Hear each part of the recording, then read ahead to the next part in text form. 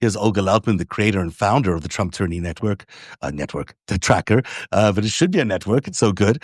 Olga, we were just talking a little bit about this, what could be an assassination, what could be a targeted killing. We're not quite sure. It's certainly a mass shooting in Manhattan, Midtown Manhattan, that took out the Blackstone executive there.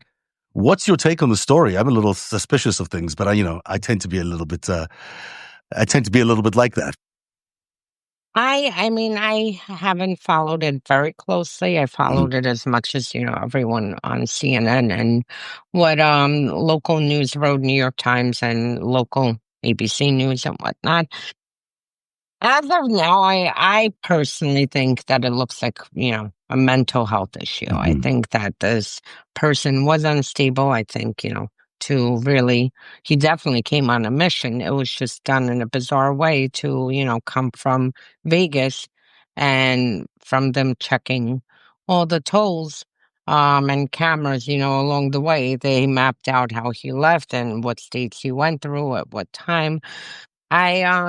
I don't know. I think regardless of what happens with this case, if there's something more or if it was just someone who had grievances with NFL or whatever it is, bottom line is with social media and with the access to weapons and with just so much polarization and just in general, the climate in the country is extremely heated. And, right now, you see people who normally would act out on video games now, thinking they're playing a video game, but it's actually taking people's lives. And we see this with an increase in school shootings and just in general.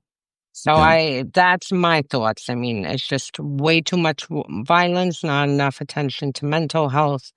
And a polarized society. Polarized society. And we just, in the past few months, we've had a state lawmaker assassinated, and just constantly you're hearing about this. People were just recently arrested for both sides of the aisle with threats to Trump and others with threats to Democratic lawmakers. You have threats to judges. So it's just too polarized and too many people acting out. And social media doesn't help because it kind of makes them a keyboard warrior and indoctrinates them and enrages them to then take it offline and do it. So that certainly suggests there's a culture of assassination, though, that's developing. We've seen so many more assassinations. We never used to have them in this way in the United States. Yeah. Let's move to the Trump Tyranny tracker, and we'll get back to covering that assassination story later in a different show. The big story today on the TTT is moving to Trump's new 5,000-bed migrant detention facility at Fort Bliss. It's been awarded to a team led by GOP megadonor Nathan Albers, whose company, TentLogix, previously pleaded guilty to illegally hiring undocumented workers in 2019. The Pentagon is now paying the same man who exploited undocumented labor to profit from mass deportations. Wow, that's quite a ironic, sad thing that's happening there. Yeah, so here you have a GOP megadonor who, got a contract, who used himself undocumented immigrants in the past and was, held accountable for it. And now you have him getting a contract to build an internment camp. So, it just shows you the corruption and frankly, how they're using this issue for the base. But in reality, when you get down to it, you see how many billions of dollars are flowing to these shady companies. And it's really a pay to play because even in another story in the tracker, two other companies who have donated heavily to Trump have contracts with these internment camps, with ICE facilities and whatnot. So, at the end of the day, as we are committing egregious human rights violations, and hopefully there will be trials held, or a committee held for those held responsible for these human rights crimes and violations, you have billions of dollars flowing. to these people. Even though they are supposedly so principled, this turns out to be a giant grift. This is really what it is. And Trump is just feeding his supporters and these corporations more and more millions of dollars from the government's coffers, from taxpayers' money. And basically, this is going to fund this entire, drive for immigration. This is really a corrupt state of affairs that we're in. Let's move to the second story, where Trump-appointed SEC chair Paul Atkins attended the Donald Trump Jr.'s club launch party. You remember this club that he launched for billionaires, I think it is. The SEC approved Grab-A-Gun, a Don Jr.-backed firearms retailer, to go public. Trading as Pew, shares have plunged over 66% since approval, suggesting investors recognize the corrupt foundation of this IPO. I know very little about the story, but I know you do. So tell me exactly what Don Jr. has been doing. So he opened this club, $500,000 per head, for this exclusive club in D.C. to basically buy people in the Trump regime. And here you have, a company who wanted to go public with their shares and issue shares. And the owner attends this club and then suddenly gets SEC approval. And it just shows you that everything, they're all for sale in this White House. And we are seeing the most naked corruption, I think, ever happening. We've had corruption in the system, but what we're seeing now is unprecedented. Everything between, the Qatari bribe to cryptocurrency to, frankly, anyone who has money can buy this president and shape U.S. foreign. Let me just underline what you're talking about here. So Donald Trump Jr. starts a club with a very high benchmark for being a member of this club, and $500,000, you said, to be a member. And the SEC chairman attends this club? Paul Atkins actually. Yeah, I'm sure he did. I'm positive he did. Yeah.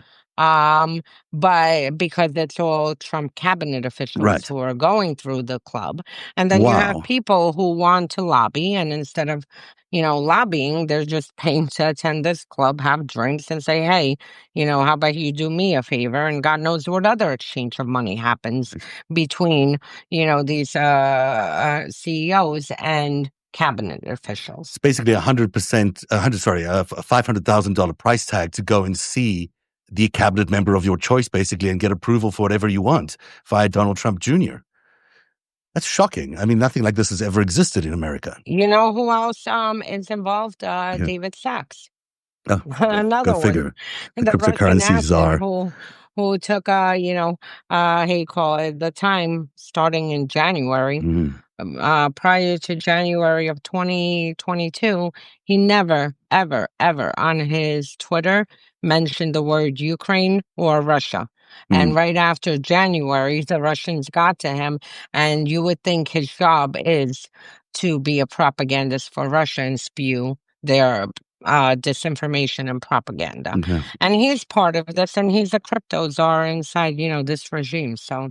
And so this, the Grab-A-Gun thing, is that something that Don Jr. has been involved in, has been backing as a company? Is that what's going on there? Is it his own enterprise, or is it a firearms retailer? I don't think it's his own. I do think he has been backing it. But who knows? ProPublica latched onto this and did a good investigation. I'm sure they'll continue to see if he's actually personally invested in it.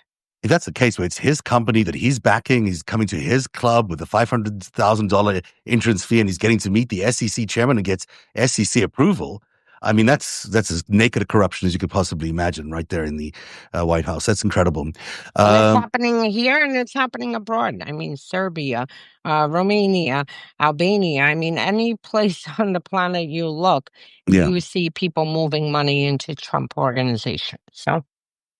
Just the way it is these days, apparently.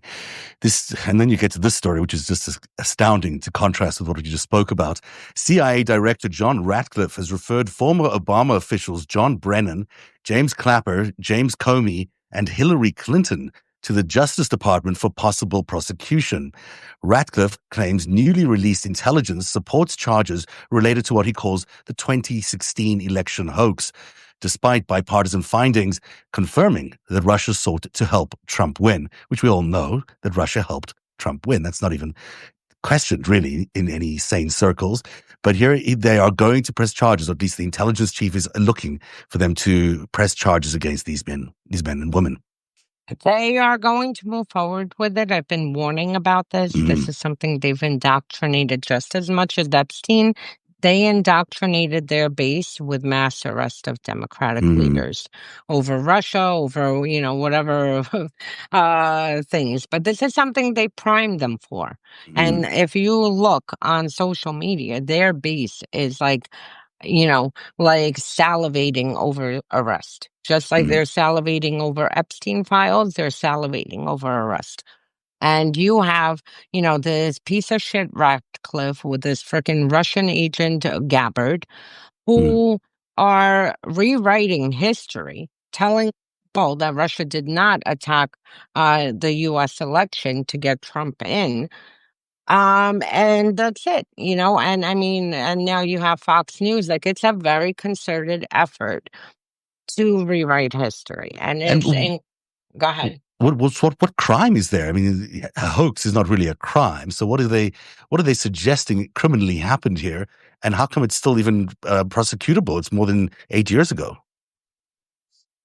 I'm going to say I don't know, and their point is not to even make sense, as we've seen, because they've also, launched investigations to prosecute Miles Taylor and Chris Krebs. This is also from back in the day. I mean, the crime, I guess, fabricating intelligence is what they're going with.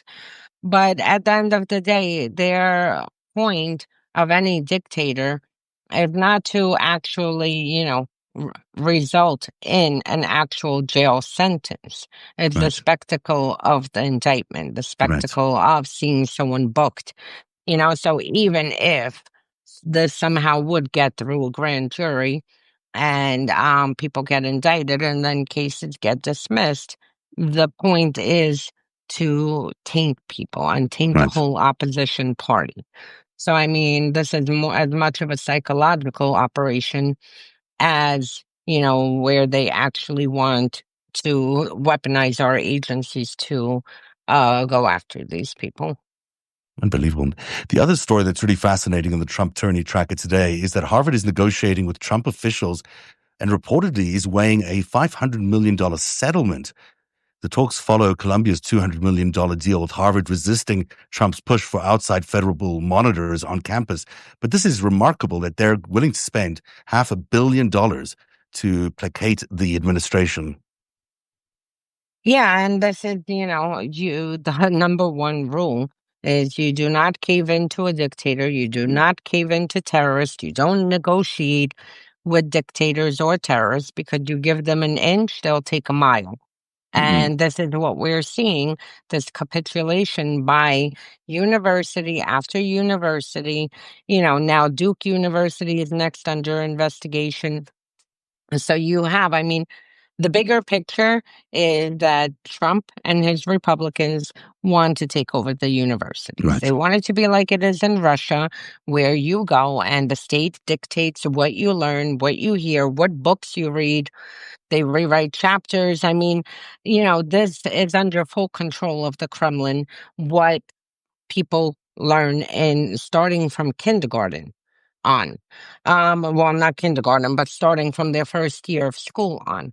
So this is, what they want here. They want these universities to turn into indoctrination centers in order to grow their party and the views and the fascism. And that's it. And then you have these universities who are caving in. And it's incredible. I mean, if you've read the Columbia the details, I believe that this regime has to basically have say in who's being hired, have say in Middle Eastern studies and what can or cannot be taught.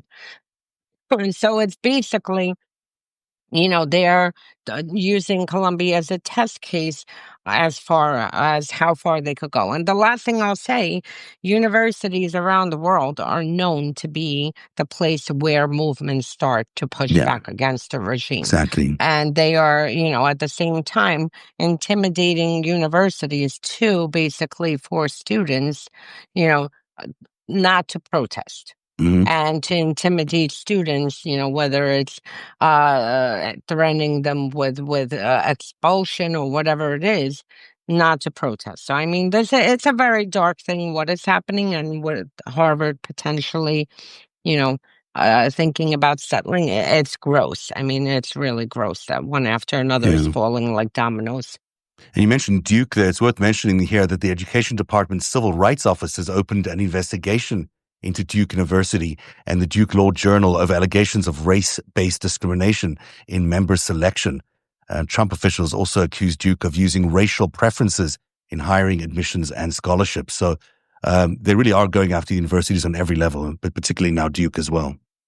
And on top of it, they're reversing. I mean, really, it's such a sick inversion of what the civil rights laws are, to now use discrimination against white people as the premise to go after not only universities. We're seeing them go after public schools in Chicago and public schools. So, I mean, this is the whole education system they're attacking. And we made such progress with the civil rights movement, with civil rights laws, and the fact that they are twisting these laws now away from people that they are meant to protect because of systemic racism, to focus on, white people aren't getting hired. I mean, it's really, it's disgusting. It's really unbelievable. Well, that is the Trump Tyranny Tracker for today. We'll be back tonight at 8 p.m. for our weekly authoritarianism 101 session. And tonight tell me again what we're doing tonight. I forget. Elections. Election, that's right. Manipulation of elections and how dictators take over elections. That starts at 8 p.m. You can still register up until 7 p.m. And the link is on both Olga's Trump Tyranny Tracker and Unmasking Russia sites and on narativ.org, Narativ.org. We'll see you again at 8 o'clock tonight, Olga. And I'll be back in about 30 minutes with Dean Blundell and the 5-Stack, the top 5 stories of the day, right here on Substack. Have a great afternoon. Put Narativ.org right behind. Oh, I should, right? The spelling. The spelling, and that's it. That way you have that, and it's like, register right over here. I am going to do just that. That's a great idea. Thank you, Olga. I appreciate that. I won't have to spell it as much. Thank you very much. And thank you at home for watching, and we'll see you again tomorrow on the Trump Tyranny Tracker and tonight if you're joining us for our session. Bye-bye. Bye, everyone.